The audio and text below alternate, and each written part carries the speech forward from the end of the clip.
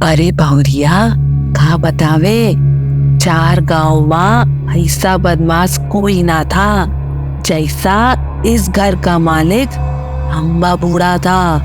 साक्षात शैतान, उसकी लंबी नाक और डरावनी नजरें, बाप रे, किसी चालाक गिद्ध से कम ना लगता था।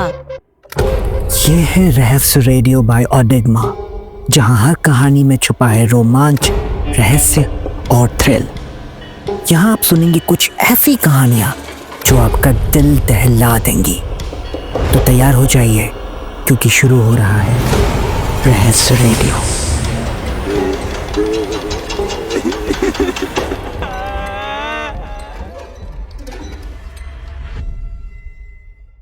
This audio story is the original work of Audigma. Copying, reproduction, or redistribution of this content in any form is strictly prohibited. Any infringement will result in legal action under Section 51 and 53 of the Indian Copyright Act. Mughalsarai से आगे 55-60 kilometre दूर बिंदका नाम के छोटे से गांव का लड़का था सरजू उर्फ सूर्यकांत। सूर्यकांत का चयन भारतीय सहकारी बैंक में पीओ अर्थात प्रोविजनरी ऑफिसर के पद पर हो गया तो उसके खुशी का ठिकाना ना रहा। घर जाकर माँ बाप, चाचा चाची, ताऊ ताई सबके पैर छूकर खुशखबरी सुनाई। पूरे गांव में बात फैल गई और गांव का सरजू ही सूर्यकांत है, यह बात सबको अब जाकर पता चली। छोटे से गांव की आधी आबादी तो उसी के खानदान की थी। सबका अपना अपना काम धंधा था। किसी की खेती किसानी, किसी का गल्ले की दुकान, किसी के परचून की दुकान तो किसी का बाजार में कपड़े की दुकान। सब ठीक ठाक अपनी अपनी गृहस्थी चला ही रहे थे। गांव में एकमात्र सरकारी विद्यालय जो कि इंटर तक ही था, वहीं से सूर्यकांत के सभी भाई बहन ने अपनी अपनी बुद्धि और इच्छा के अनुरूप, किसी ने हाई स्कूल तो किसी ने इंटर पास किया तो किसी ने 8वीं तक की पढ़ाई पूरी की। फिर सब एक एक कर अपने बाप दादा के व्यवसाय में जुड़ते चले गए। लेकिन सरजू को पढ़ने में बड़ी रुचि थी। इंटर पास करके उसने आगे और पढ़ने की इच्छा जाहिर की। माँ ने आगे बढ़कर उसका साथ दिया और पिता को राजी करा लिया कि वह शहर जाकर पढ़ाई करे। सूर्यकांत को गणित अच्छा लगता था। उसने 3 साल में अच्छे नंबरों से बीकॉम की परीक्षा उत्तीर्ण कर ली। क्लास के उसके दोस्त ने उसे समझाया, थोड़ी तैयारी करके अगर बैंक की परीक्षा निकाल ली जाए तो सीधे अफसर की नौकरी पक्की जानो। दोनों ने बैंक का फॉर्म भरा और 6 महीने की कोचिंग के साथ कड़ी मेहनत करके बैंक में पीओ की परीक्षा ठीक ठाक निकाल ली और सूर्यकांत की पहली पोस्टिंग मुगलसराय शहर के ही सहकारी बैंक के मुख्य शाखा में हो गया। नौकरी लगे साल बीते नहीं कि तमाम जानने वालों की तरफ से शादी के रिश्ते आने लगे। माँ ने आपत्ति जताई, अरे अभी उम्र ही क्या है, फिर बेटी सयानी हो रही है, पहले उसकी शादी देंगे, उसके बाद ही बेटे की शादी करेंगे। रिश्ते लाने वाले बोले, बहन जी विचार तो अच्छे हैं, पर बिटिया तो लड़के से 5 साल छोटी है ना। अरे बहू घर पर आ जाएगी तो बेटी की शादी और धूमधाम से होगी। मौसेरी बहन सुमित्रा तो पीछे ही पड़ गई। बोली, मेरे ननद के देवर की बेटी है जीजी, इतनी सुशील और सुंदर लड़की फिर ना मिलेगी, एक बार लड़की देख तो लो। माँ हाँ कहे कि ना कहे सोचने में लगी थी कि एक इतवार को बेटी के माँ बाप बेटी को लेकर सुबह सुबह घर ही आ गए। साधारण घर परिवार वाले थे। अच्छा जाना समझा लड़का कैसे हाथ से जाने देते। लड़की के पिता ने अपना परिचय दिया। जी नमस्कार, मैं राम प्रसाद। सुमित्रा मेरी सगी भाभी हैं। ये मेरी पत्नी और यह मेरी बेटी पूर्णिमा। अपना घर समझकर आ गया हूँ भाई साहब, अब खाली हाथ नहीं लौटूंगा। परिवार की सज्जनता और बेटी पूर्णिमा की सावली सलोनी सूरत और मीठा व्यवहार सबको इतना भा गया कि शाम होते होते शादी का रिश्ता पक्का करके खुशी खुशी राम प्रसाद परिवार वापस चले गए।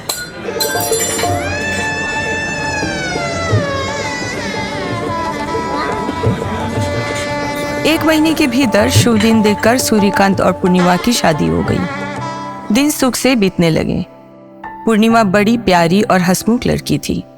सबसे घुल मिल गई। ननद की तो लगभग हम उम्र ही थी। उसकी सच्ची सहेली बन गई। खुशी खुशी उसके नाज नखरे उठाती। ननद रानी भी भाभी के गुण गाते नहीं थकती। 1.5 साल के भीतर घर में नया मेहमान भी आ गया। फिर तो वह जीता जागता खिलौना सबके हाथों हाथ घूमने लगा। कभी दादा के तो कभी दादी के गोदी, कभी बुआ के कंधे पर तो कभी पापा के। पूर्णिमा मीठी झिड़की देती। आप सब इसकी आदत बिगाड़ रहे हैं। इनका क्या, ये तो ऑफिस से ऐसे थक कर आते हैं कि खा पी कर लेटते ही सो जाते हैं। मुझे ही आधी आधी रात तक इसे गोदी में झुलाना पड़ता है।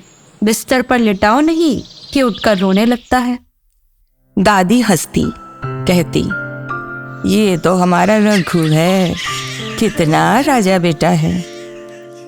दादा राजनाथ ने अपने नाम के राज के आगे रघु लगाकर पोते का नाम रखा था रघुराज। वे रघु ना कहते, कहते रघुराज, रघुराज। परिवार के सुख के दिन यूं फुर हो जाएंगे किसे पता था। वक्त ने ऐसे करवट ली। बेटी के शादी के बारे में सोचा ही जा रहा था कि अचानक सूर्यकांत का ट्रांसफर सीधे मुगलसराय की मुख्य शाखा से छत्तीसगढ़ के सरगुजा जिले के एक बीहड़ गांव में कर दिया गया। ऐसा नहीं कि सूर्यकांत को यह बात पता न थी कि 3-4 साल बाद कहीं भी उसका ट्रांसफर हो सकता है, पर अच्छे वक्त में कौन बुरा सोचना चाहता है। ट्रांसफर अचानक हुआ, पर ऐसी उजड़ जगह पर होगा यह सूर्यकांत ने ना सोचा था। उसने कई बड़े अधिकारी से हाथ जोड़े, अर्जी लगाई, पर बात न बनी। शाखा प्रबंधक ने कहा, देखो सूर्यकांत, सहकारी बैंक है। गांव के किसानों को ऋण देना, ब्याज लेना, यही तो बैंक का असली काम है। गांव के तबादले से कब तक बचोगे? ऐसे 2-4 तबादले तो झेलने ही पड़ेंगे। अभी जाओ, फिर 1-2 साल बाद देख लेंगे। मरता क्या ना करता, नौकरी तो छोड़ सकता नहीं था। उसे जाना पड़ा। छोटा सा स्टेशन खड़हड़ा में जब ट्रेन से उतरा तो बैंक का एकमात्र कर्मचारी जगतराम उसे अपने मोटरसाइकिल पर बैंक लिवा ले गया। वही बैंक का क्लर्क कम कैशियर था। पास के ही दूसरे गांव से रोज आता जाता था। गांव का ही एक लड़का भोला 2000 रुपये वेतन पर चपरासी और रसोइये का काम संभालता था। 2 कमरों का छोटा सा बैंक, सामने वाले कमरे में बैंक कार्यालय, पीछे वाला अपेक्षाकृत छोटे कमरे में एक तरफ 10 मोटे मोटे रजिस्टर और 2-3 टीन के बक्से रखे थे, और दूसरी तरफ एक कोने में गैस चूल्हा, सिलेंडर, कुछ कप गिलास और थोड़े बहुत बर्तन पड़े थे। मालूम पड़ रहा था कि यहाँ छोटा मोटा रसोई का काम भी चलता है। बाहर पीछे बैंक परिसर में एक नल लगा था और बाथरूम बना था। बस इसी में अब काम चलाना था अफसर साहब सूर्यकांत को। कहने को छोटे से गांव का छोटा सा बैंक था, पर ना ग्राहकों की कमी थी ना काम की। आसपास के 3-4 गांव में यही इकलौता बैंक था। गरीब किसान अपने खेत की लौकी, मूली, बैगन, भाजी लेकर अफसर साहब से ऋण मांगने ऐसे पहुंच जाते जैसे खैरात बंटने वाली हो। ऋण के बदले में अपना खेत, घर, गहने, जो भी जायदाद के नाम पे है उसे गिरवी रखना पड़ेगा। ये बात बैंक में आने के बाद ही उन्हें पता चलता। जैसे तैसे भोला के हाथ का खाना 3 वक्त खाकर रात में वही बगल के कमरे में सोते हुए उसने 15 दिन गुजारे। भोला के हाथ का आधा कच्चा खाना खाकर जब उसका हाजमा बिगड़ने लगा तो उसे घर की, माँ के हाथ के खाने की, पूर्णिमा की और बच्चे की याद सताने लगी। माँ को फोन पर हाल सुनाया। बात करते रुआसा हो गया। माँ ने मन कड़ा करके कहा, परदेश में ऐसे कैसे रहोगे बेटा? ऐसा करो, बीवी बच्चों को साथ ले जाओ। सूर्यकांत ने ज्यादा आनाकानी नहीं की। ठीक है माँ, कोई ढंग का घर ढूंढता हूँ अगले 15 दिनों में। मगर उस छोटे से गांव में किराए पर लेने लायक कोई घर हो तब ना। कहने को पक्के मकाने तो कई थे, पर सभी ने अपने अपने रहने के लिए जरूरत भर के ही बनाए थे। कार्यालय आते जाते कई ग्राहकों से बात कही, पर परिवार लेकर रहने लायक घर का ठिकाना किसी के पास नहीं था। एक दिन एक ठेकेदार जो अक्सर आता जाता रहता था, उससे सूर्यकांत ने घर की जरूरत का जिक्र किया तो बात बनती सी जान पड़ी। वह बोला, हाँ एक घर है तो, पर काफी दिनों से बंद पड़ा है साहब। ऐसा क्यों? अरे साहब, जिसने घर बनाया वो बुड्ढा मर गया, तो सारा परिवार घर बंद करके शहर को रवाना हो गए। आते हैं कभी कभी, बोल रहे हैं घर बेच दो, चाबी तो मुझे ही दे गए हैं। सूर्यकांत को आशा की किरणें नजर आई। बोला, चलो आज ही घर देख लेते हैं, पसंद आ गया तो अगले हफ्ते ही परिवार ले आएंगे। ठेकेदार हड़बड़ाकर बोला, अरे अरे अरे साहब, आज नहीं, आज तो हमें कई काम है, परसों आपको दिखाने ले चलेंगे। सूर्यकांत बोला, अच्छा भाई परसों ही सही, आज तो ऑफिस में मुझे भी काफी काम है। साहब परसों दिन रहते रहते ही चल लीजिएगा, आप तो देख ही रहे हैं गाँव का हाल, बिजली बत्ती का कोई ठिकाना है नहीं, कब रहे कब जाए कौन जाने।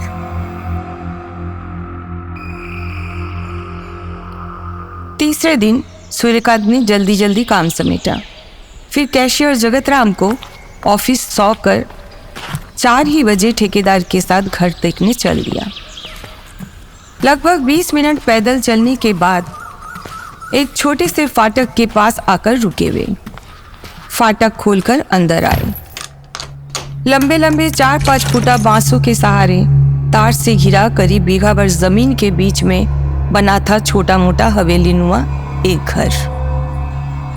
मुख्य फाटक से लगभग 300 मीटर सीधा चलकर ऊंची दलान पार करके था उस घर का मुख्य दरवाजा। 3-4 मजदूर आसपास के झाड़ झंकार साफ करने में लगे थे। समझ में आ रहा था कि 2 दिन से सफाई कटाई का काम चल रहा है। पीछे के ऊंचे ऊंचे बांस झाड़ अभी कटने को बाकी थे। सामने आंगन में 2-3 आम अमरूद के पेड़ लगे थे। आइए साहब, कहकर ठेकेदार आगे आगे चला। जेब से चाबी निकालकर मुख्य दरवाजे में लगा पुराने बड़े से ताले को मुश्किल से खोला। कुंडे को उठाने और खोलने में जो अजीब कड़कड़ खड़खड़ की आवाज होने लगी, उसी से सूर्यकांत का दिल बैठने लगा कि अंदर ना जाने क्या स्थिति होगी। बोला, भाई ये घर तो ना जाने कब से बंद पड़ा है। साहब जी, अब इतने बड़े घर को खरीदने की औकात है किसी की इस गांव में, इसलिए बिकने को इतने दिन से पड़ा है। तुम तो कह रहे थे जिनका घर है वे आते जाते रहते हैं। वो तो है साहब, बस इधर ही साल भर से नहीं आए। ठीक है ना, आपको अच्छा घर रहने को मिल रहा है ना। चड़मड़ की आवाज से उसने धक्का देकर दरवाजा खोला। दरवाजा खुलते ही कई कबूतर एक साथ फड़ फड़ फड़ फड़ करके बाहर निकल गए। घटना की आकस्मिकता से दोनों ही चौंके। अरे इतने दिनों से घर बंद है तो कबूतर का होना कोई बड़ी बात नहीं है। आइए आइए साहब, अंदर आइए आप। अंदर ऊपर लगे एक थोड़े खुले रोशनदान से हल्की रोशनी अंदर आ रही थी, जितने में कुछ भी साफ दिख नहीं रहा था। अजीब सी सीलन की बास फैली थी। ठेकेदार ने आगे बढ़कर दरवाजे के पीछे लगे बिजली के बोर्ड से एक स्विच ऑन करके बल्ब जलाना चाहा, पर नहीं जला। एक एक कर 3-4 जितनी स्विचें थी ऑन किया, पर न बत्ती जली न पंखा चला। उसने जोर से धक्का देकर एक खिड़की के पल्ले को खोला। पश्चिम के डूबते सूरज की हल्की रोशनी से कमरे का नक्शा स्पष्ट हुआ। बड़ा सा एक कमरा था। कमरे में सामान के नाम पर एक तरफ एक पुराना बड़ा पलंग पड़ा था और दूसरी तरफ एक पुराने जमाने की टेबल और 2 खस्ताहाल कुर्सी पड़े थे। कमरे की जमीन और सामान धूल की मोटी चादर तले थी। ठेकेदार ने जेब से अपना रुमाल निकालकर कुर्सी झाड़ते हुए बोला, आइए साहब, यहाँ बिराजिए जी। कुर्सी पर की धूल पूरे कमरे में ऐसे उड़ने लगी कि सूर्यकांत के नथुने फूलने लगे। रोमांच से नाक मुंह दबाकर वह बोला, भाई घर तो बहुत ही गंदा है, परिवार लेकर रहने लायक न है। अरे साहब, आप बस एक दिन का समय तो दीजिए, बाहर सफाई हो ही गई है, कल के कल मजदूरों को कहकर अंदर भी एकदम चमका दिया जाएगा। उसने आगे बढ़ते हुए बोला। जिस दरवाजे से वे अंदर आए थे, ठीक उसके सामने के दीवार पर एक दरवाजा अंदर जाने का था। कचर कचर की आवाज से उसने कुंडा खोला और दोनों अंदर दाखिल हुए। सामने वाले कमरे से ये थोड़ा छोटा कमरा था। कमरे की बाईं ओर एक खिड़की थी जिसके नीचे एक चरमरा सा आधा टूटा तख्त पड़ा था। जिस दरवाजे से वे अंदर आए थे उसके अलावा भी 2 दरवाजे और थे उस कमरे में। एक ठीक सामने जिसमें बड़ा सा जंग खाया ताला लटका था। दाईं ओर के एक दरवाजे का कुंडा खोलकर ठेकेदार ने उसे उधर बुलाया। दरवाजे के बाहर खुला आंगन था, एक तरफ एक हैंडपंप लगा था और गुसलखाना बना था। देखकर समझ में आ रहा था कि बाहर की खुली जगह से यह स्थान जुड़ा हुआ है। वे दोनों घूमते हुए सामने गए, फिर सामने के दरवाजे से होते हुए अंदर आए। अंदर वाले कमरे में नजर दौड़ाते हुए सूर्यकांत की नजर उस बड़े से जंग लगे ताले पर पड़ी। बोला, भाई इस ताले को भी खोलो तो अंदर का नजारा भी देख ले। ठेकेदार ने एकदम से कहा, अरे साहब, इधर 2 कमरे हैं, सामने भी खुली इतनी बड़ी जगह पड़ी है, इससे ज्यादा आपको और क्या चाहिए। अंदर के कमरों में घर वाले अपना सामान रखे धरे होंगे, फिर इस ताले की चाबी भी मेरे पास नहीं है। अब चलिए साहब, अंधेरा होने को देर नहीं। दोनों बाहर की तरफ बढ़ लिए। सूर्यकांत ने भोले भाव से कहा, हाँ, इससे ज्यादा की हमें भी क्या जरूरत है, हम पति पत्नी और एक नन्हा बच्चा ही तो है। बाहर का कमरा लेटने बैठने के लिए और अंदर वाले कमरे को रसोई बना लेंगे। कौन सी जिंदगी बितानी है यहाँ, 1.5 साल ही तो बस काटना है। लेकिन भाई, ये घर परिवार लेके रहने लायक ना है। सूर्यकांत ने फिर बोला, अरे साहब, आप बस एक दिन का समय तो दीजिए, बाहर सफाई हो ही गई है, कल के कल मजदूरों को कहकर अंदर भी एकदम चमका दिया जाएगा। ठीक है, पर अभी बात पक्की ना समझो, दोबारा देखकर पसंद आए तो ही फाइनल होगा। हाँ जी साहब, हाँ जी, चिंता मत करो, ठेकेदार ने कहा और दोनों घर बंद करके बाहर निकल आए।